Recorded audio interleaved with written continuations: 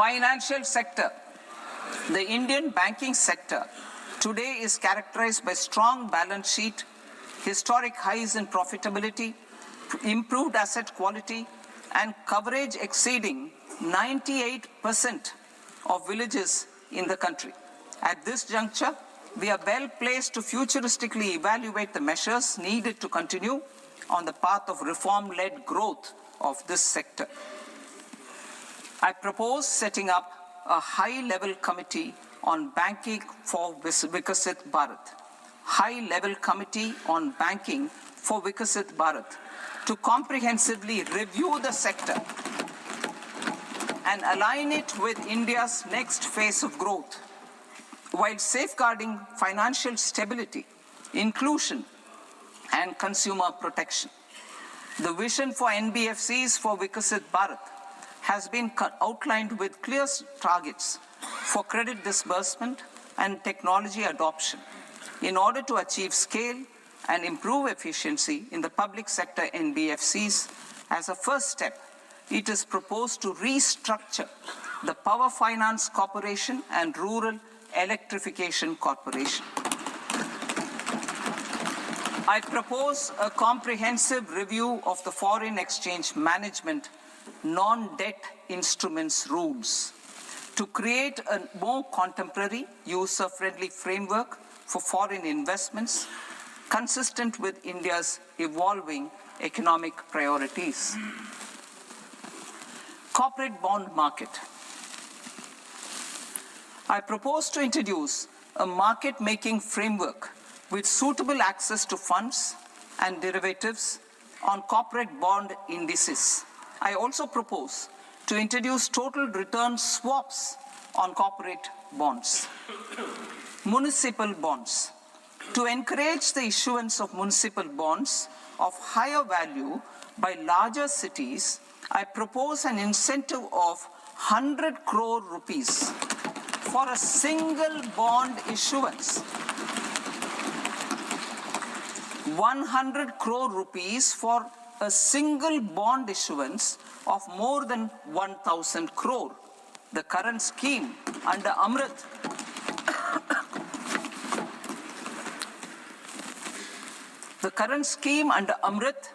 which incentivizes issuances up to 200 crores only, will also continue to support smaller and medium towns.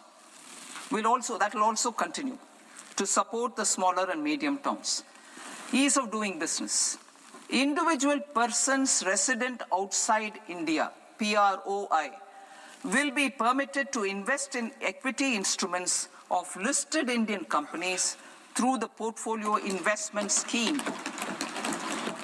It is also proposed to increase the investment limit for an individual PROI under the scheme from 5% to 10%, with an overall investment limit for all individual PROIs to 24% from the current 10%.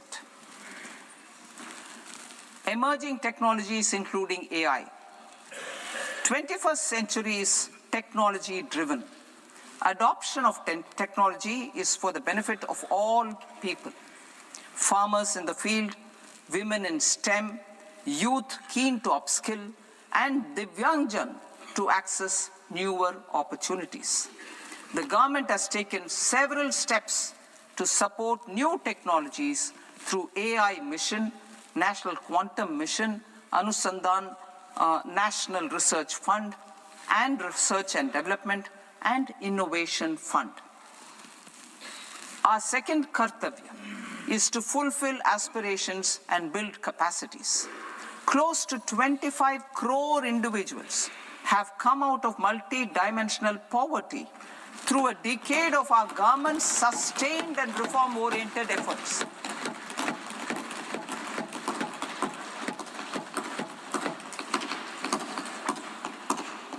Our government has therefore decided to place a renewed emphasis on the service sector to provide a pathway to fulfilling aspirations of a youthful India with the following measures.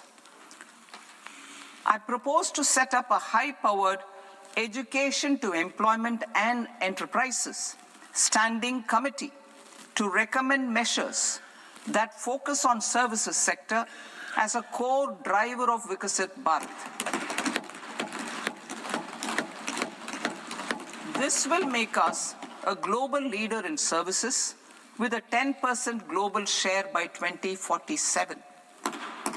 The committee will prioritize areas to optimize the potential for growth, employment, and exports. They will also assess the impact of emerging technologies, including AI, on jobs and skill requirements and propose measures thereof. To create a range of skilled career pathways, a new range of skilled career pathways for our youth, I propose interventions in the following sectors. Health. Existing institutions for allied health professionals will be upgraded and new AHP institutions established in private and government sectors. This will cover 10 selected disciplines, including optometry, radiology, anesthesia, OT technology, applied psychology and behavioral health, and add 1 lakh AHPs over the next 5 years. A strong care system covering geriatric and allied care services will be built. A variety of NSQF-aligned programs will be developed to train multi-skilled caregivers, combining core care and allied skills such as wellness, yoga, and operation of medical assistive devices. In the coming year, 1.5 lakh caregivers will be trained.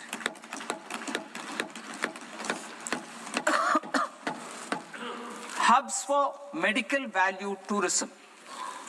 To promote India as a hub for medical tourism services, I propose to launch a scheme to support states in establishing 5 regional medical hubs in partnership with the private sector. These hubs will serve as integrated healthcare complexes that combine medical, educational, and research facilities. They will have Ayush centers, medical value tourism facilitation centers, and infrastructure for diagnostics, post-care, and rehabilitation. These hubs will provide diverse opportunities, job opportunities for health professionals, including doctors and AHPs. Ancient Indian yoga, already respected in several parts of the world, was given a mass global recognition when Honorable Prime Minister took it to the UN. Post-COVID, Ayurveda gained a similar global acceptance and recognition. Exporting quality Ayurveda products helps farmers who grow the herbs and youth who process the products. To meet growing global demand, a few more steps are being taken. I propose to, 1, set up 3 new All India Institutes of Ayurveda.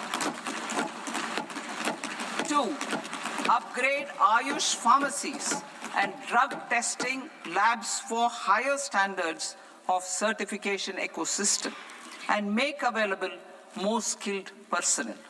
3, upgrade the WHO Global Traditional Medicine Center in Jamnagar to bolster evidence-based research, training, and awareness for traditional medicine. Animal husbandry. Livestock contributes to close to 16% of farm income, including of poor and marginal households. To scale up availability of veterinary professionals by more than 20,000, I propose to roll out a loan-linked capital subsidy support scheme for establishment of veterinary and para-veterinary colleges, veterinary hospitals, diagnostic laboratories, and breeding facilities in private sector. Collaboration between Indian and foreign institutions will also be facilitated. Orange economy.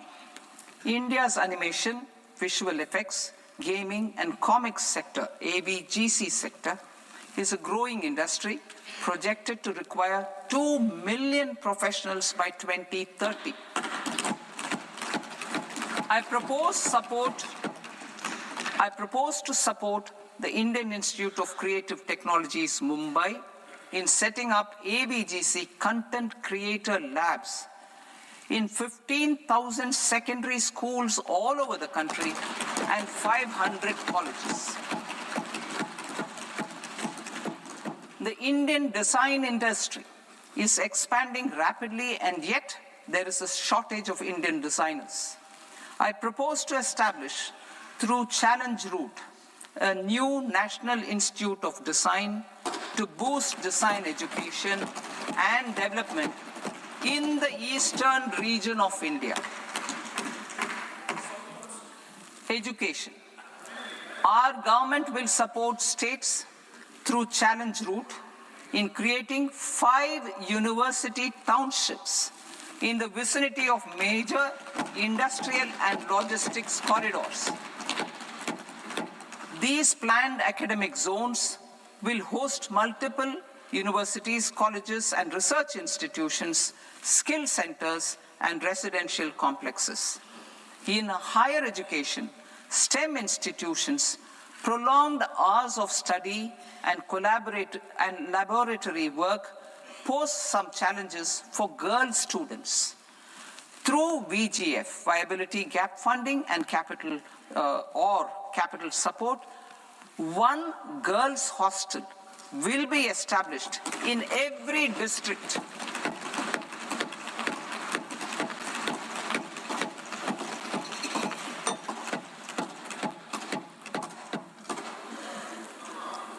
To promote astrophysics and astronomy via immersive experiences.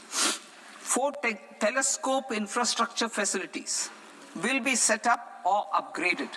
The National Large Solar Telescope, the National Large Optical Infrared Telescope, the Himalayan Chandra Telescope, and the Cosmos 2 Planetarium.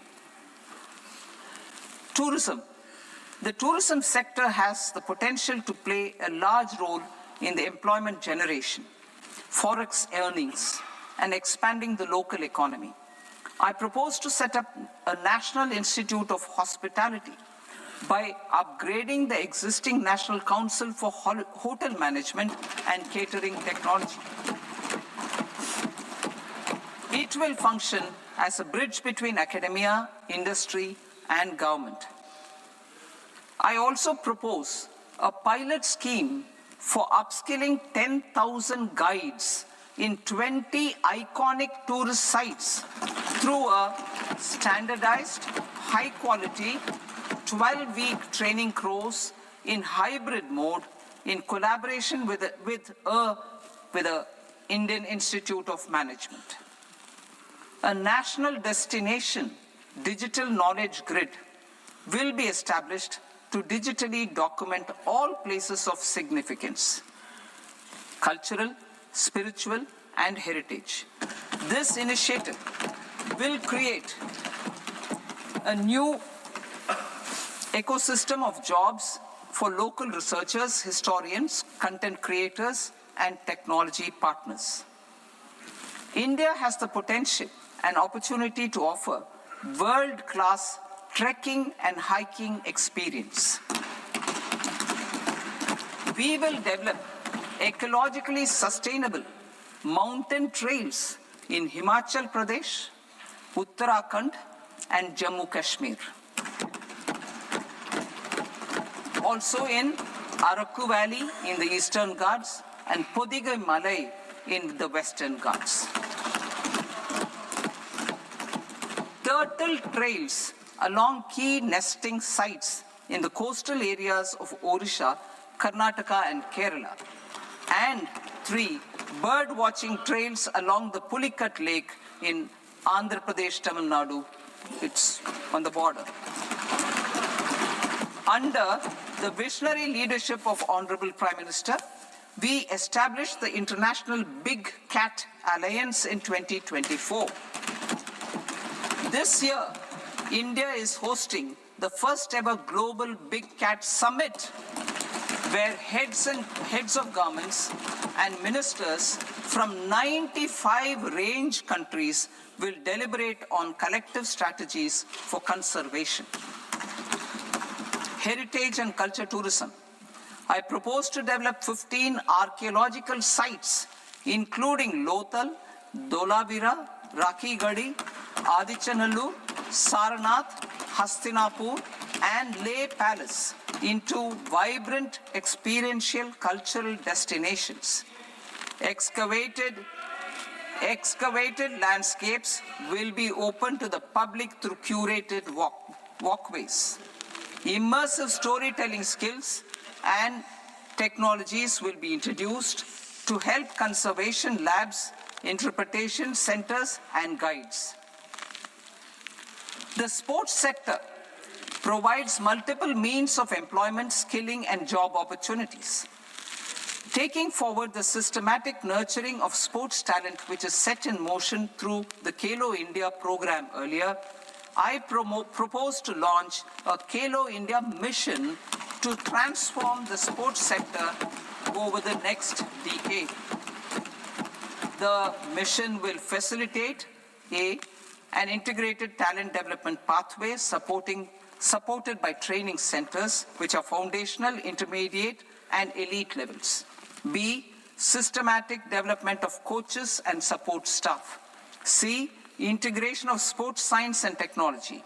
D, competitions and leagues to promote sports culture and provide platforms. And E, development of sports infrastructure for training and competition. Our third Kartavya aligns with our vision of Sabka Saath, Sabka Vikas towards Vikasit Bharat.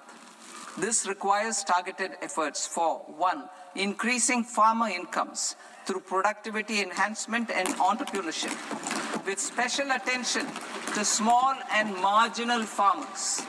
B, empowering Divyangjan through access to livelihood opportunities, training, and high-quality assistive devices. C, empowering the vulnerable to access mental health and trauma care. D, focus on the Purvodaya states and the Northeast region to accelerate development and employment opportunities. Fisheries. We will undertake initiatives for integrated development of 500 reservoirs and Amrit Sarovars. 2, strengthen the fisheries value chain in coastal areas and enable market linkages involving startups and women-led groups together with fish farmer producer organizations. Animal husbandry. To provide quality employment opportunities in rural and peri-urban areas, we will support the animal husbandry sector in entrepreneurship development through A, credit-linked subsidy program, B, scaling up and modernization of livestock enterprises, C, enhanced creation of livestock, dairy, and poultry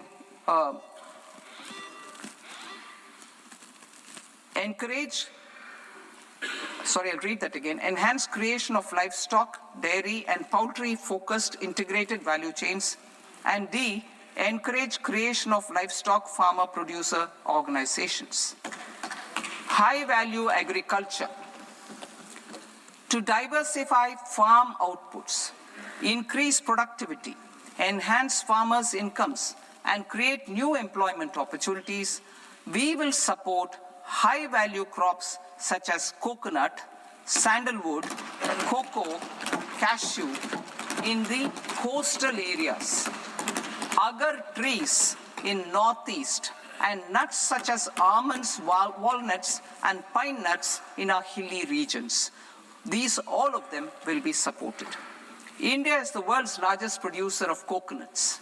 About 30 million people, including nearly 10 million farmers, depend on coconuts for their livelihood.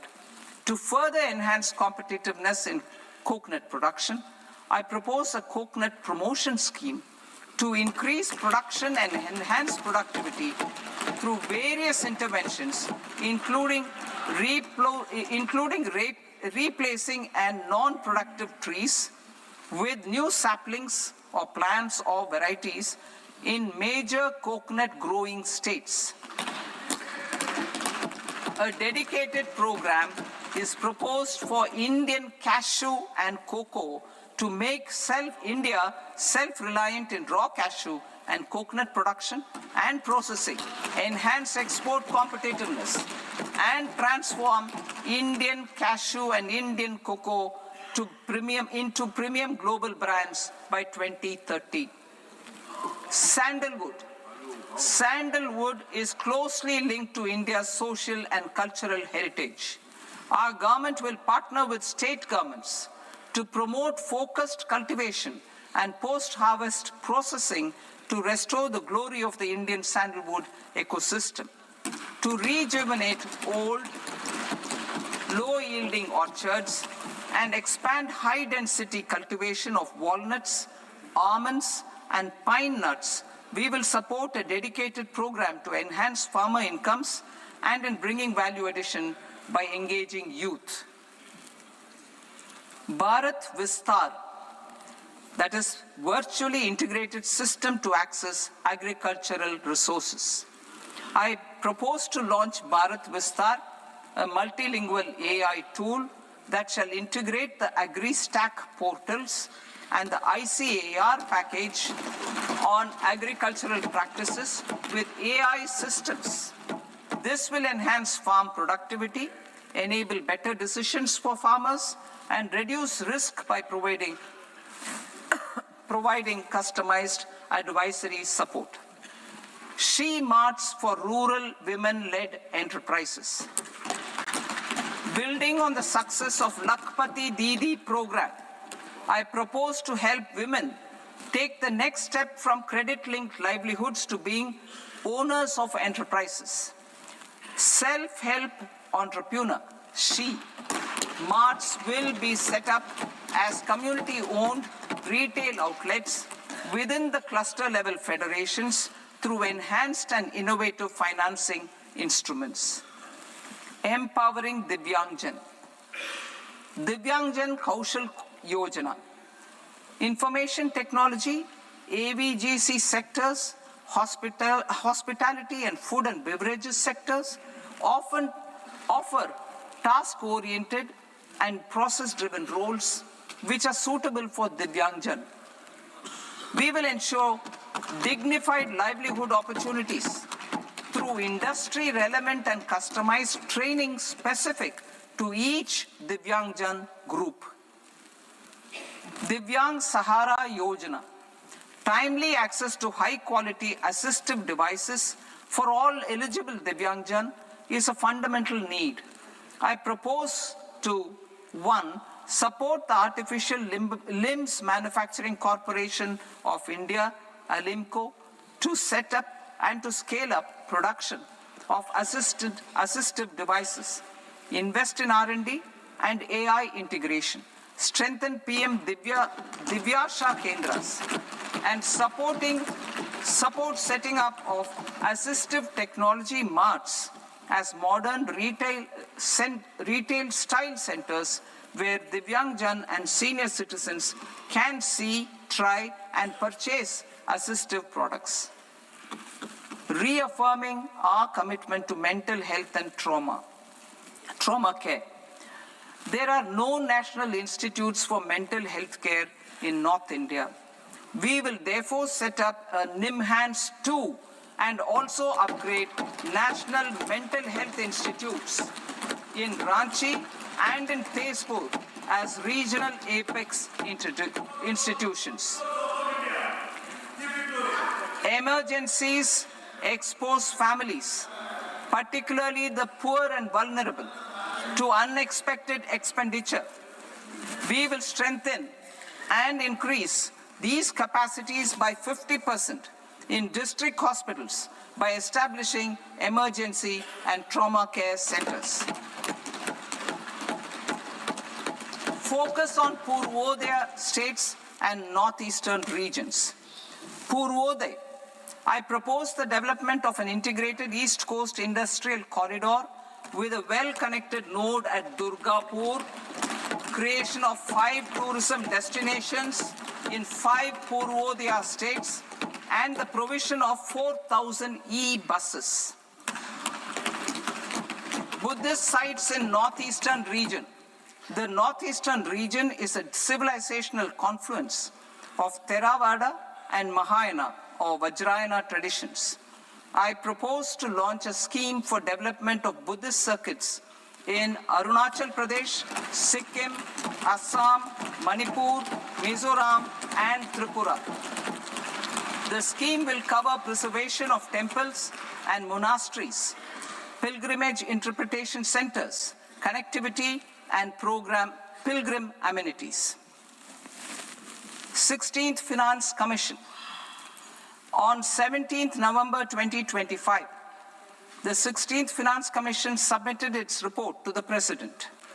As mandated under Article 281 of the Constitution, the government is to lay the report along with the explanatory memorandum on the action taken report on the recommendations of the Commission in Parliament, which, Sir, Honourable Speaker, you've allowed me to do at the commencement of this session. The government has accepted the recommendation of the Commission to retain the vertical share of devolution at 41%. As recommended by the Commission, I have provided 1.4 lakh crores of rupees to the states for the year 2026-2027 as Finance Commission grants. These include rural and urban local body and disaster management grants. Fiscal consolidation. Government has been delivering on our fiscal commitments consistently without compromising on social needs.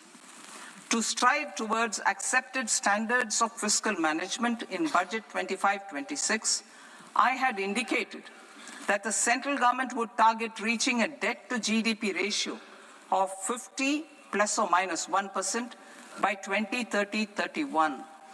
In line with this, the debt to GDP ratio is estimated to be 55.6% of GDP in BE 26-27, compared to 56.1% of GDP in RE 25-26. A declining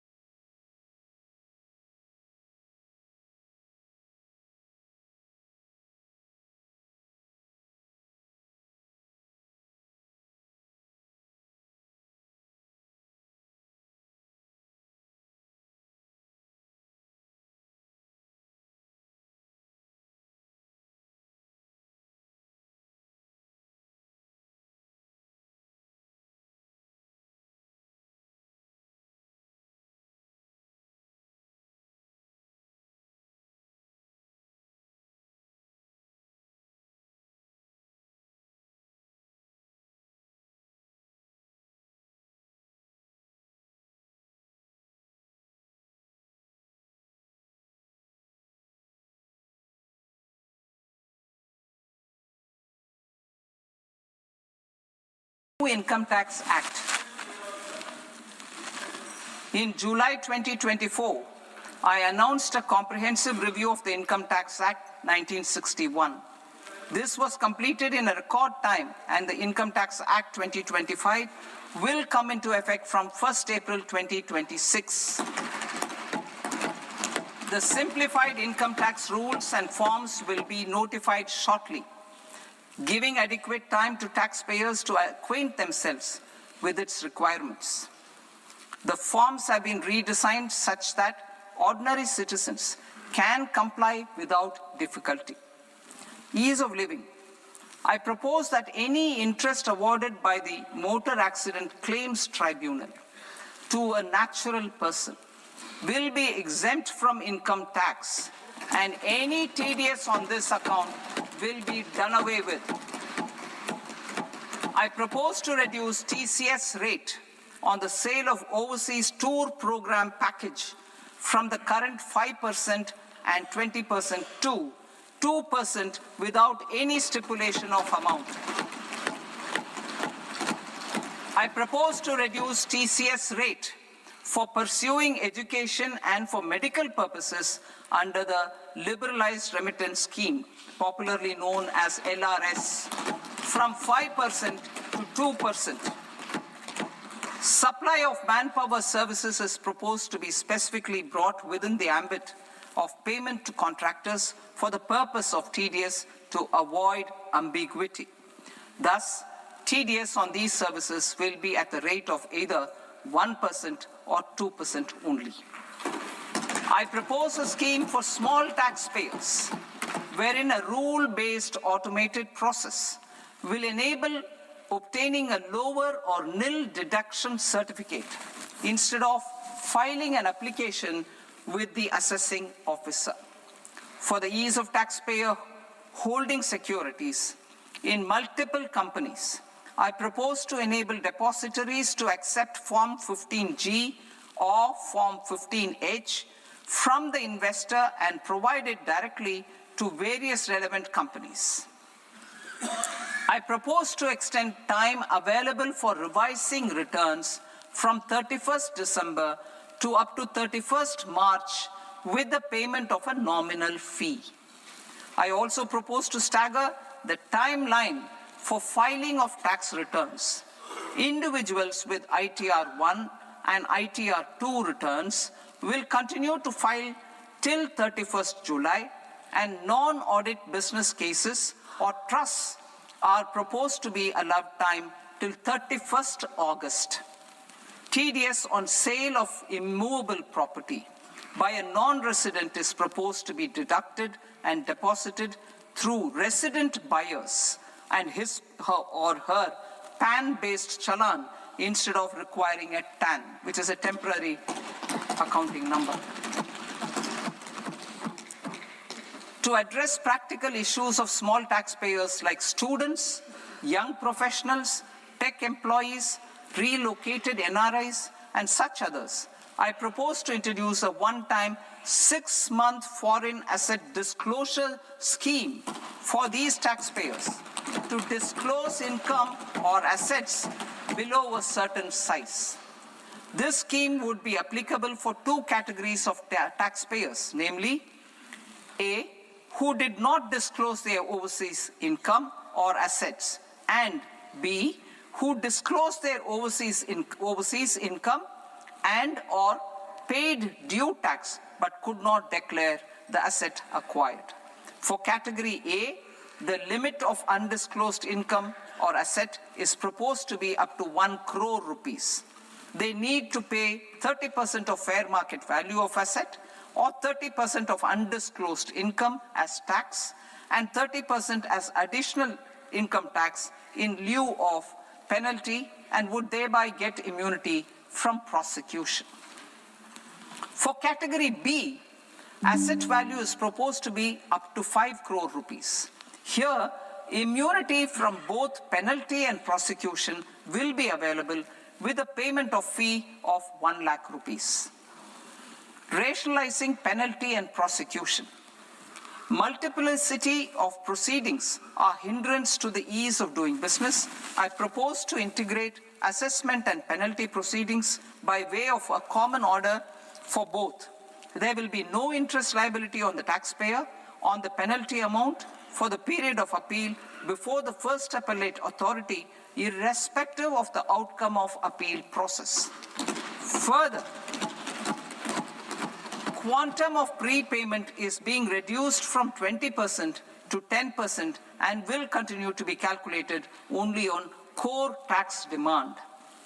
As an additional measure for reducing litigation, I propose to allow taxpayers to update their returns even after reassessment proceedings have been initiated, and an additional 10% tax rate over and above the rate applicable for the relevant year. The assessing officer will then use only this updated return in his proceedings. There is already a framework for immunity from penalty and prosecution in the cases of underreporting. I propose to apply this framework for immunity to misreporting too. However, in such a case, the taxpayer will need to pay 100% of the tax amount as an additional income tax over and above the tax and interest due. Penalties for certain technical defaults, such as failure to get accounts audited, non-furnishing of transfer pricing audit report, and default in furnishing statement for financial transactions are proposed to be converted into fee.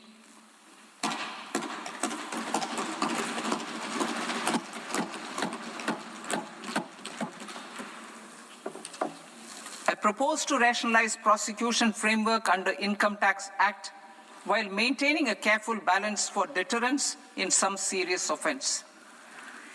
Non-production of books of account and documents and requirement of TDS payment where payment is made in kind are being decriminalized. Further, minor offenses will attract fine only. The remaining prosecutions will be graded commensurate with the quantum of offense. They will entail only simple imprisonment with maximum imprisonment reduced to 2 years and power to courts to convert even those into fines. There is no penalty. There's no penalty presently for non-disclosure of non-immovable foreign assets with aggregate value less than 20 lakh rupees. I propose to also provide them with immunity from prosecution with retrospective effect from 1/10/2024.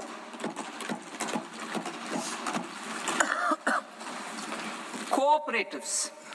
Deduction is already allowed to a primary cooperative society engaged in supplying milk, oilseeds, fruits or vegetables raised or grown by its members. I propose to extend this deduction to also include supply of cattle feed and cotton seed produced by its members. I propose to allow inter-cooperative society dividend income as deduction under the new tax regime to the extent it is further distributed to its members. I further propose to allow exemption for a period of 3 years to dividend income received by a notified national cooperative federation on their investments made in companies up to 31/1/2026. This exemption would be allowed only for dividends further distributed to its member cooperatives. Supporting IT sector as India's growth engine. India is a global leader in software development services, IT-enabled services, knowledge process outsourcing services, and contract R&D services relating to software development. These businesses and their segments are quite interconnected with each other. All these services are proposed to be clubbed under a single category of information technology services with a common safe harbor margin of 15.5% applicable to all. The threshold for availing safe harbor for IT services is being enhanced substantially from 300 crore rupees to 2,000 crore rupees. Safe harbor for IT services shall be approved by an automated rule-driven process without any need for tax officer to examine and accept the application. Once applied by an IT services company, the same safe harbor can be continued for a period of 5 years at a stretch at its choice. For IT services companies who want to conclude advanced pricing agreement, APA, I propose to fast-track unilateral APA process for IT services and endeavor to conclude it within a period of 2 years. The period of 2 years can be extended by a further period of 6 months on taxpayers' request. I propose to extend the facility of modified returns available to the entity entering APA to its associated entities also. Attracting global business and investment. Recognizing the need to enable critical infrastructure and boost investment in data centers, I propose to provide tax holiday till 2047 to any foreign company that provides cloud services to customers globally by using data center services from India. It will, however, need to provide services to Indian customers through an Indian reseller entity. I also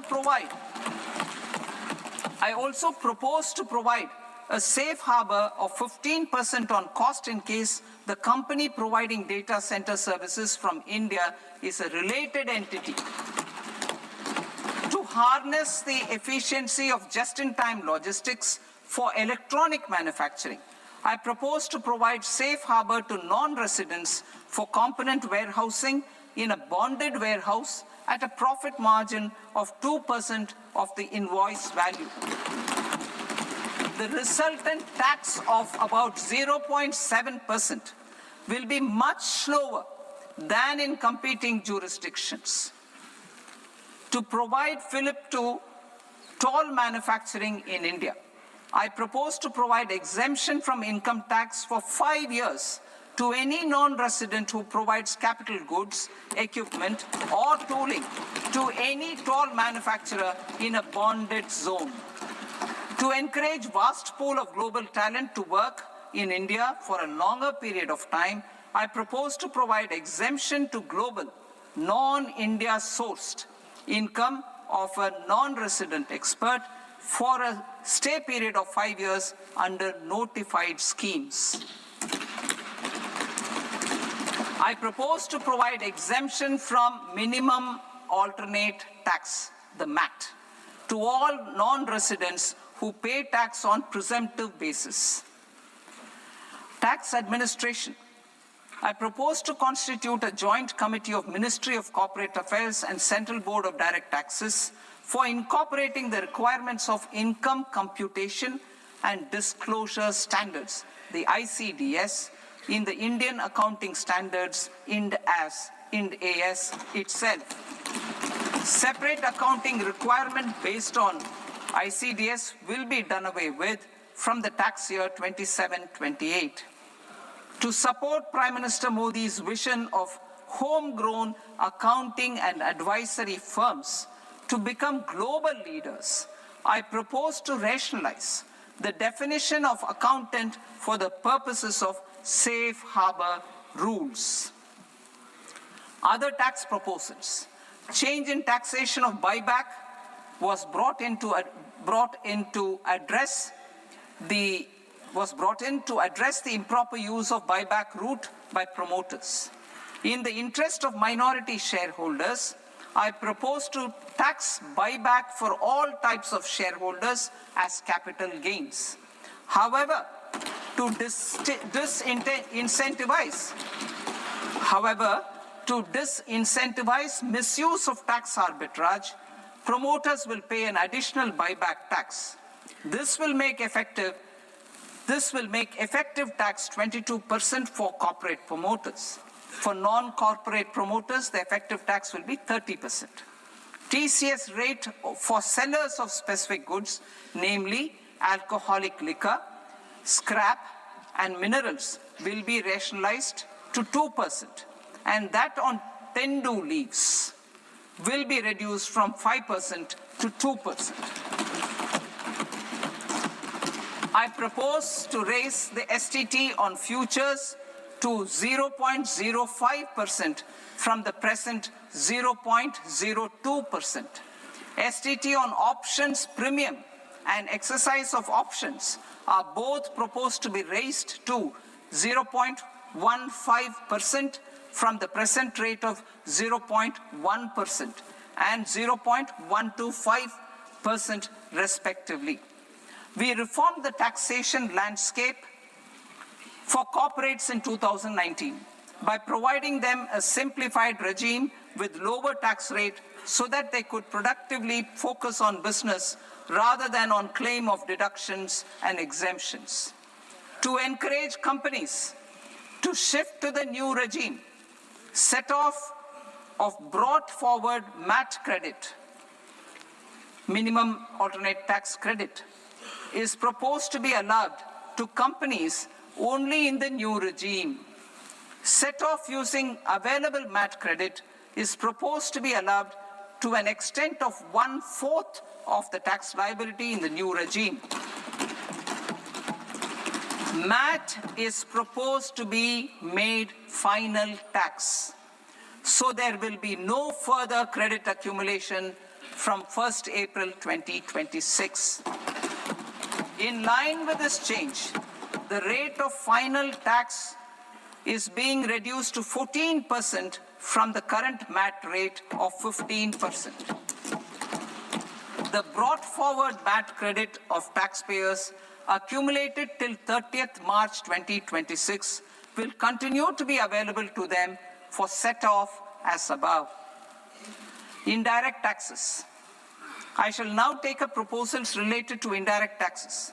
My proposals for customs and central excise aim to further simplify the tariff structure, support domestic manufacturing, promote export competitiveness, and correct inversion in duty.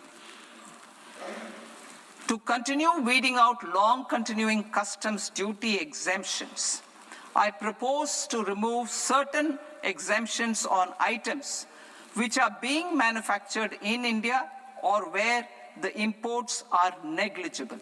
Similarly, to further simplify the process of ascertaining the rate of duty applicable on a particular item, I propose to incorporate certain effective rates in various customs notifications to the tariff schedule itself.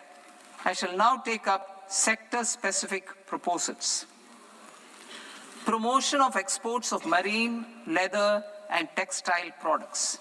I propose to increase the limit for duty-free imports of specified inputs used for processing seafoods for export from the current 1% to 3% of FOB value of the previous year's export turnover.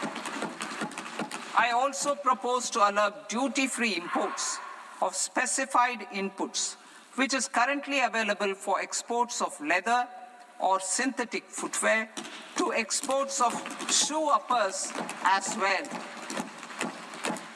I propose to extend the time period for export of final product from the existing 6 months to 1 year for exporters of leather or textile garments, leather or synthetic footwear, and other leather products.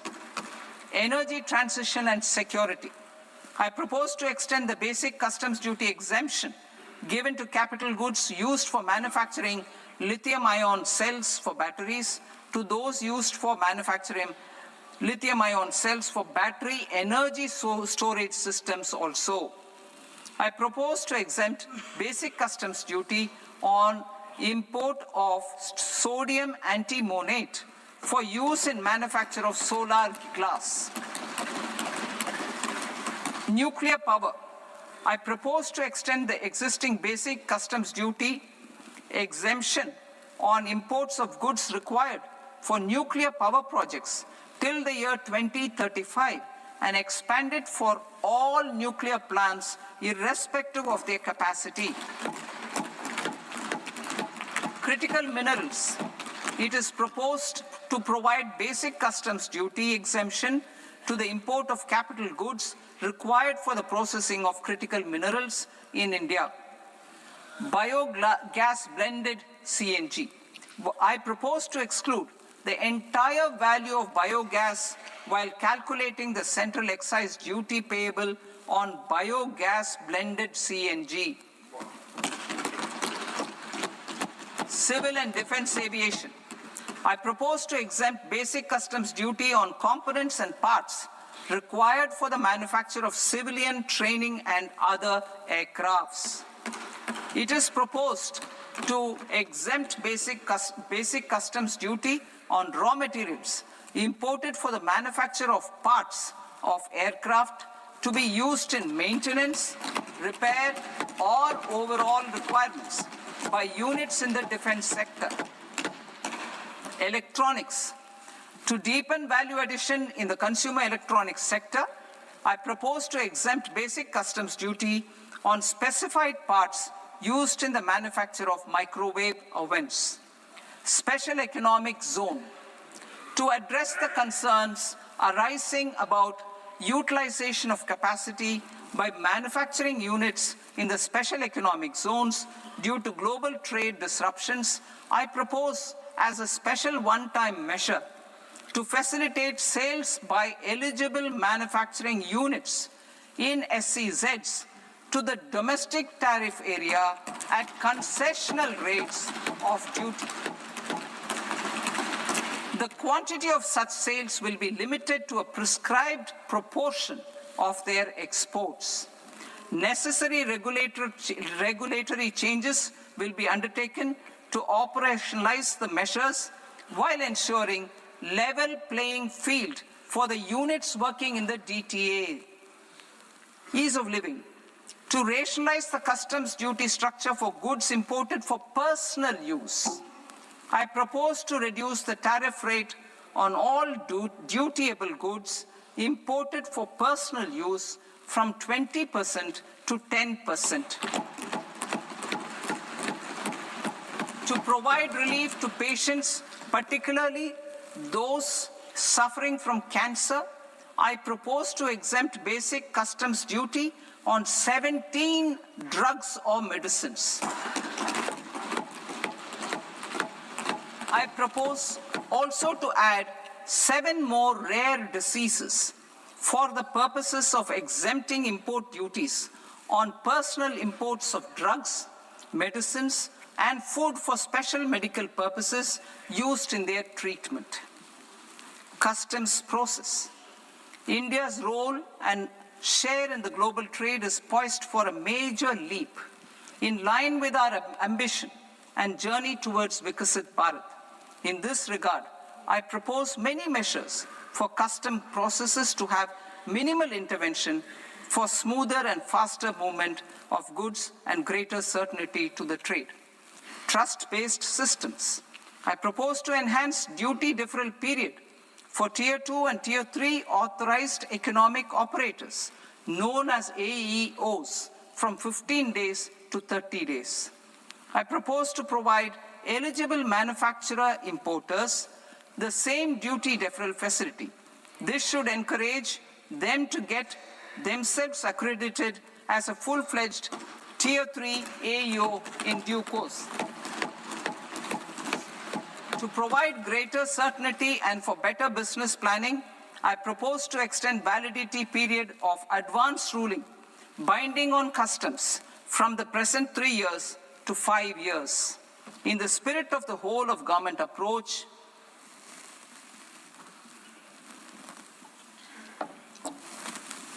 government agencies will be encouraged to leverage AEO accreditation for preferential treatment in clearing their cargo. Regular importers with trusted, long-standing supply chains will be recognized in the risk system so that the need for verification of their cargo every time can be minimized. Export cargo using electronic sealing. Export cargo using electronic sealing will be provided through clearance from the factory premises to the ship. For import of goods not needing any compliance, filing of bill of entry by a trusted importer and arrival of goods will automatically notify customs for completing their clearance formalities. This will enable goods to be released immediately on arrival. The customs warehouse framework will be transformed into a warehouse operator-centric system with a self-declarations, electronic tracking, and risk-based audit. These reforms will move away from the current system of officer-dependent approvals and reduce transaction delays and compliance costs. Ease of doing business. Approvals required for cargo clearance from various government agencies will be seamlessly processed through a single and interconnected digital window by the end of the financial year. Processes involved in clearance of food, drugs, plant, and animal and wildlife products, accounting for about 70% of interdicted cargo, will be operationalized on this system by April 2026 itself. For goods not having any compliance requirement, clearance will be done by customs immediately after online registration is completed by the importer, subject to the payment of duty. Customs integrated system will be rolled out in 2 years as a single integrated and scalable platform for all customs processes. Utilization of non-intrusive scanning with advanced imaging and AI technology for risk assessment will be expanded in a phased manner with the objective to scan every container across all the major ports. New export opportunities to support Indian fishermen to fully harness the economic value of marine resources beyond our territorial waters. The following measures will be taken. A. Fish catch by an Indian fishing vessel in exclusive economic zone or on the high seas will be made free of duty. Landing of such fish on foreign port will be treated as export of goods. Safeguards will be put in place to prevent misuse during fish catch, transit, or transshipment. To support aspirations of India's small businesses, artisans, and startups to access global markets through e-commerce, I am pleased to announce complete removal of the current value cap of 10 lakh rupees per consignment on courier exports. In addition, handling of rejected and returned consignments will be improved with effective use of technology for identifying such consignments. I propose to revise provisions governing baggage clearance during international travel to address genuine concerns of passengers. The revised rules will enhance duty-free allowances in line with the present-day travel realities and provide clarity in temporary carriage of goods brought in or taken out. There are honest taxpayers who are willing to settle disputes by paying all their dues, but they get deterred due to negative connotation associated with penalty. They will now be able to close cases by paying an additional amount in lieu of penalty. Honorable Speaker, sir, with this, I commend the budget to this august House. Jai Hind.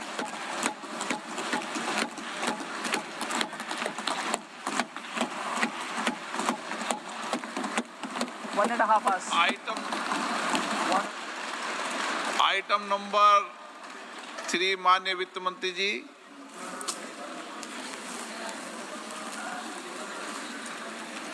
Item number 2, sir. 3. Sir, with your permission, I rise to lay on the table of the following statements under Section 3, 1 of the Fiscal Responsibility and Budget Management Act of 2003. medium-term fiscal policy cum fiscal policy strategy statement, and macroeconomic framework statement. Item number 4 माननीय वित्त मंत्री जी। Sir, with your permission, I move for leave to introduce the Finance Bill 2026. प्रश्न ये कि विधेयक को पुनर्स्थापित करने की अनुमति प्रदान की जाए। जो सदस्य इस पक्ष में हाँ गए, जो सदस्य विरोध में ना गए, मेरे विचार में निर्णय हाँ वालों के पक्ष में हाँ वालों के पक्ष में अनुमति प्रदान की जाती है। माननीय मंत्री जी, आप विधेयक पुनर्स्थापित करें। Sir, I introduce the bill. माननीय सदस्य, आपको सूचित किया जाता है कि माननीय वित्त मंत्री जी के बजट भाषण की कॉपी पब्लिकेशन काउंटर पर ली जाती है। बजट भाषण और बजट से संबंधित दस्तावेज आपके मोबाइल फोन और मेंबर पोर्टल्स पर ही उपलब्ध है। सभा की कार्रवाई कल सोमवार दिनांक 2 फरवरी 2026 को प्राप्त 11 बजे तक के लिए स्थगित की जाती है।